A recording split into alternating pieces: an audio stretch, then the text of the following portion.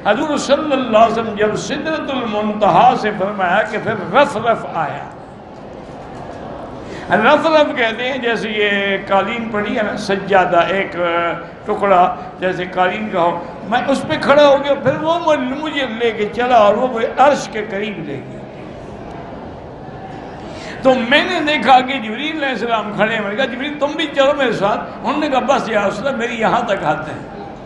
وما منا الا له مقام معلوم، ہم سب کا ایک مقام ہے، اس سے آگے ہم نہیں جا سکتے. تو حضرت شاہ جی رحمۃ اللہ علیہ، عطا اللہ شاہ بخاری اللہ ان کی قبر پہ رحمتیں فرمائے، کبھی کبھی وہ تقریر کے جوش میں، خطیبانہ جوش میں جب آتے تھے نا، وہ کہتے تھے کہ یار آخر نورانی تھا نا، حضور سے بے وفائی کر گیا، میں ہوتا تو جل جاتا لیکن جاتا ضرور.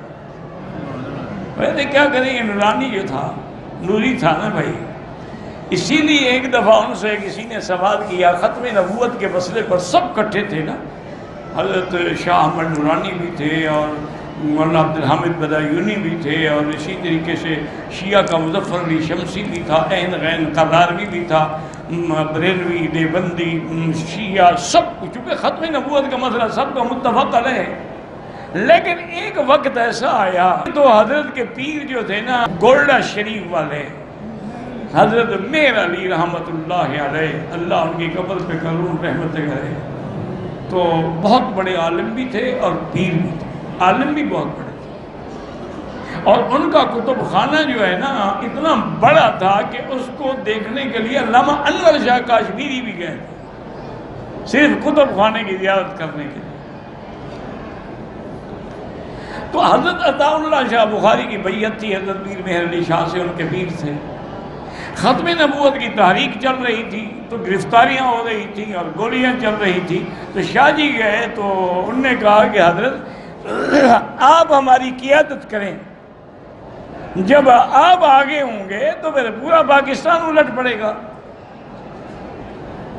تو حضرت نے فرمایا کہ شاہ جی ماں ان تحریکوں میں حصہ نہ لے سکنا، یعنی میں ایسی تحریکوں میں نہیں جاتا جہاں گولیاں چلتی ہیں. تو آپ کھڑے ہو گئے، میں جب میری بیعت بھی فسخ کر دیں، اگر آپ میرے نانے کی نبوت کے لیے گولی نہیں کھا سکتے، میں بھی آپ کو پیر نہیں مانتا. یہ کیسے پیر ہیں آپ، جس نبی کے نام پر سب کچھ آپ کو ملتا ہے اس کے لیے مرنے سے ڈرتے ہیں؟ حضرت مسکراتے رہے، ان کو پتا تھا شاہ جی جلالی آدمی ہیں، جلال میں ہیں.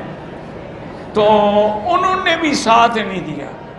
نورانی صاحب بھی کسی بات سے ناراض ہو گئے تو انہوں نے بھی ساتھ چھوڑ دیا. اللہ سب پہ کروڑوں رحمتیں فرمائے. احمد شاہ نورانی بھی بہت بڑے عالم تھے اور بڑے اچھے حافظ تھے، اور ان کی خوبی یہ ہے کہ بڑھاپے تک ہر سال مسجد میں رمضان شریف کی تراویح میں قرآن خود سناتے تھے. تو اب وہ شاہ جی سے کسی تقریر میں پوچھا کہ حضرت آپ کو نورانی صاحب نے کیوں چھوڑا؟ انہوں نے کہا یار نورانی بے وفا ہوتے ہیں، میرے نبی کو نانے کو چھوڑ دیا تھا تو مجھے چھوڑ دیا تو کیا فرق پڑتا ہے. انہوں نے کہا یہ نورانی ہوتے ہی بے وفا ہیں، میرے نبی کو بھی تو چھوڑ دیا تھا سدرۃ المنتہا پہ، ان نے ہمیں بھی چھوڑ دیا، تو کوئی نئی بات تو نہیں ہے. تو یہ بہرحال ایک لطیفہ تھا. اللہ پاک ہم الحمدللہ جتنے بھی علماء ہیں، چاہے وہ بریلوی ہوں یا دیوبندی، ان سب کے لیے دعا کرتے ہیں. جو فوت ہو گئے اللہ ان پہ رحمتیں کرے، اللہ ان پہ، اور جو زندہ ہیں اللہ ان کو ہدایت دے. یہ دعا کیا کرو. یہ لوگ اگر پٹڑی پہ آ گئے نا تو کام بن جائے گا. علامہ ابن القیم نے لکھا ہے کہ هل افسد الدین الا الملوک سوء احبار ورهبانها، کہ دین کو برباد کرنے والی تین طاقتیں ہوتی ہیں، یا بادشاہ بے دین ہو تو دین ختم ہو جاتا ہے، یا مولوی بے دین ہو جائے یا پیر بے دین ہو جائے تو پھر بھی دین ختم ہو جاتا ہے. تو یہ حقیقت میں دین کے انجن ہے نا. اگر انجن ہی فیل ہو گیا تو ڈبے تو کھڑے ہو جائیں گے. اور یہ چھوٹی چھوٹی باتوں پہ اختلاف کرتے ہیں. اچھا اکیلے بیٹھے تو مانتے ہیں، اکیلے بیٹھے ہیں تو پھر مانتے ہیں کہ بھئی، حتیٰ کہ دیکھیں نا خواجہ غلام فرید کتنا بڑا پیر تھا.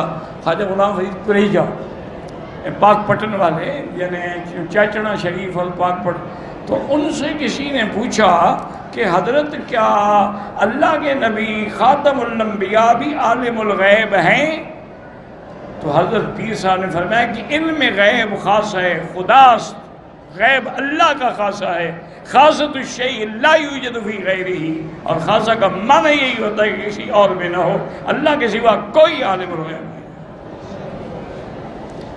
پھر ایک اور مرید نے پوچھا، انہوں نے کہا جی یہ جو دیوبندی ہے یہ بھی تقریباً وہابی ہے نا، 80% 90%، ان کے بارے میں آپ کی کیا رائے؟ فرمایا جو ان کے بارے میں بری رائے رکھتا ہو اس کا خاتمہ خیر نہیں ہوگا۔